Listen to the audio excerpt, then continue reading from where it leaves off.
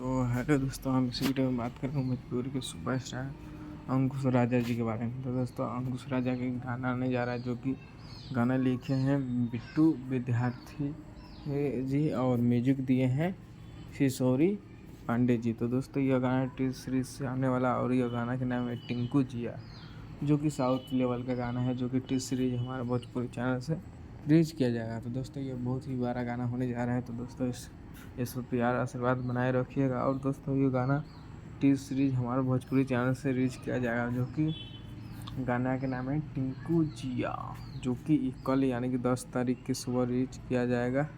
जो कि बहुत ही बेहतरीन गाना इसमें इसमें बहुत अच्छा बात है, इसमें काम की है, बहुत ही अच्छा एक्ट्रेस है। और उसमें दोनों भाई अंकुश और राजा, ऐसा नहीं कि एक ही है जो अंकुश या राजा थे, हर ऐसी राजा थे, बाकी इस पर अंकुश राजा दोनों हैं। तो दोस्तों, इस वीडियो के बारे में आप लोग क्या कहना चाहते हैं, हमारे कमेंट बॉक्स में ज़रूर बताइएगा।